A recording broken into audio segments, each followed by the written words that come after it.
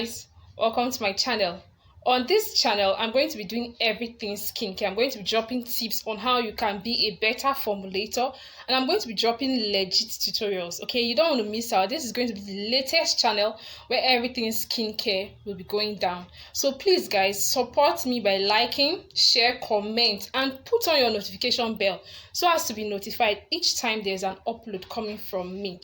Okay guys, so today we're going to be talking about whitening black soaps, how to properly formulate a whitening black soaps. Okay, some people actually want to formulate a whitening black soap, and at the end of the day they find out that they don't get the result that they want. Okay, it's because you don't put the right ingredients into that whitening black soap. That is why you are not getting the results you want. A lot of people believe that putting ozone soap into your black soap is enough to boost the whitening effect, but the real fact is it will not. Putting ozone soap, Oshapapa soap, 3 days ball, Mekako soap, and every other kind of soap you feel will boost the effectiveness of that soap is not enough to actually make that black soap a whitening black soap, because some of these soaps are actually treatment, and even the so-called ozone soap, putting it in your black soap will not lighten your skin. It will not lighten your skin. It's only going to glow your skin. Okay, because you need other right ingredients to properly formulate that black soap to be actually a whitening black soap. Yes, so a lot of people do these things wrong. A lot of people formulate whitening black soap with neem powder, turmeric powder, sandalwood powder, camwood powder, oat powder, and some other botanical powders. But you forget that most of these powders are actually treatment powders, and some of them do the same job. So you're actually putting so many powders, and at the end of the day they end up doing the same job for you. So if you want to know how to properly formulate a whitening black soap, please stay tuned. Okay, one thing you should pick properly in a whitening black soap are your powders.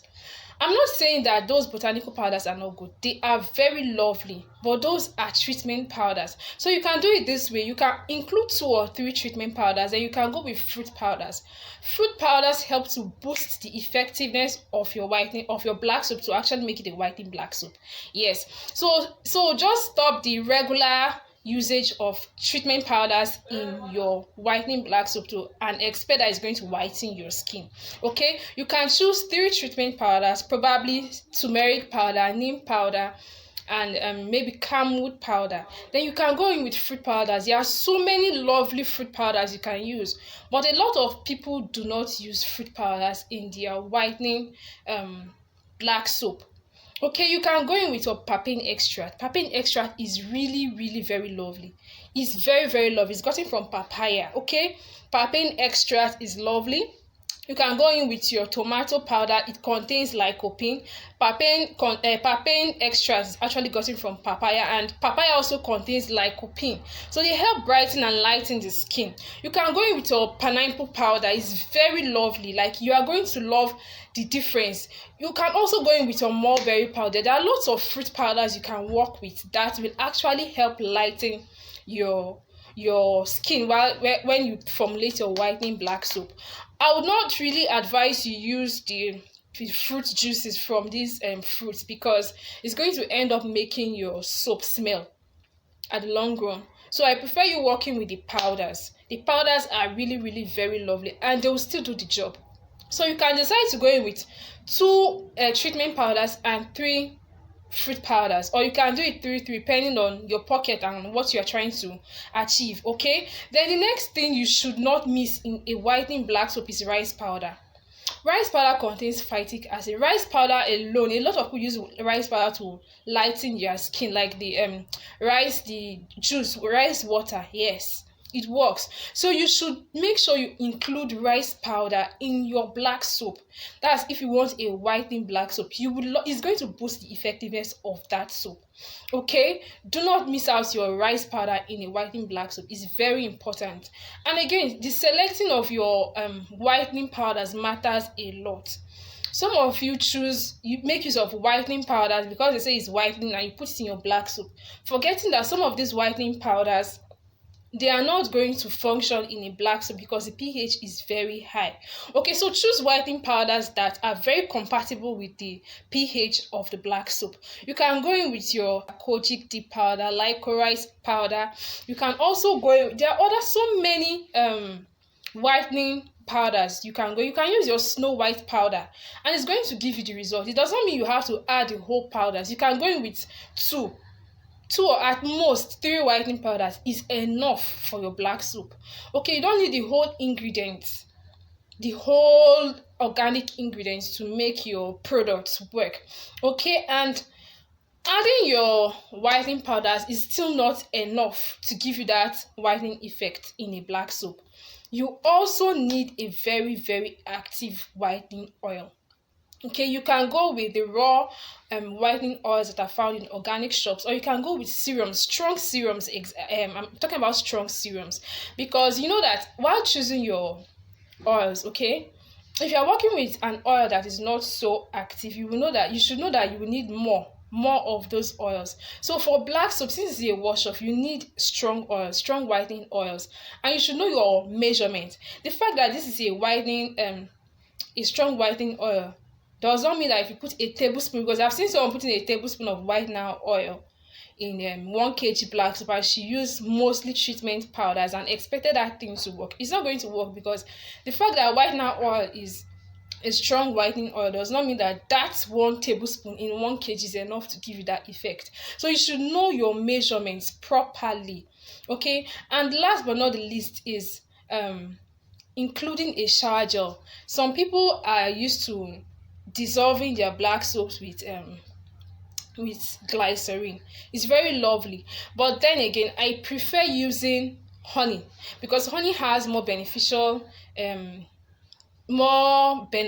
effect on the skin than what's it called, glycerin, because glycerin is just a humectant. Okay, so you can use your honey. Make sure to include your honey, and then also dissolve your black soap with an active shower gel, a whitening shower gel, actually a very good whitening shower gel. Use it to boost the effectiveness of that black soap, and you are going to love the effect. You are definitely going to love the effect. Okay, so guys, properly select your materials. If you try to formulate your black soaps this way with the right measurements, you are going to see the tremendous difference from what you have been doing. That's if you have been doing it the wrong way. Okay, and I want to clarify something. The fact that is termed a whitening black soap, that you put these ingredients together, does not mean that using that black soap alone will take you from a very, very, very dark complexion to Snow White in a very short space of time. Or it's not going to take you to Snow White shade. So I want you to, because a lot of people have that believe that using a whitening black soap is going to change your skin complexion totally. They'll be Snow White because they said it's whitening black soap. No, but if you properly formulate your black soaps, you are definitely going to see a change in your skin tone. Like your skin tone will improve drastically.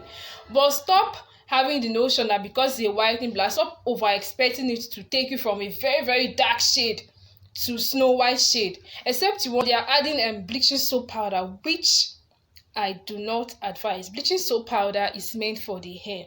Okay, it's actually a chemical, because some people do not know what that bleaching soap powder is meant for, and these things we put on our skin, some gets ingested into our kidney, and in the long run it may cause harmful effects to your body. So the fact that you want a white and clear skin does not mean you should do that at the expense of your health, at the expense of your organs. So if you want to use bleaching soap powder, that's fine, that's for you. But for me personally, I'm saying I don't like bleaching soap powder in my black soap. I don't like it, although it lightens and it also gives green veins. Because if you are using it for yourself, then probably you should know how to use bleaching soap powder. But if you are giving it to your customers, it does not make sense, because they may keep coming back because it's lightening them, and in the long run they will start having green veins. That's why you see some customers, after some time, they go away. So it's better if you are formulating for your customers, okay, it's better you formulate stuffs that they can use in the long run. Yes, stuffs that they'll use in the long run and will not give them a bad effect. because there are some things you formulate the initial time you are using it. You are going to love your skin. You are going to be very happy with your skin. But after some time, it's going to start having different kinds of reaction. And one of those things is the bleaching soap powder. So guys, I hope you have had value for your time. If you have learned something new today, at least, please guys, help me like, share, and comment. Put on your notification bell because I'm going to keep on doing this. I'm going to keep on dropping tips and tutorials on skincare. Thank you and see you in my next video.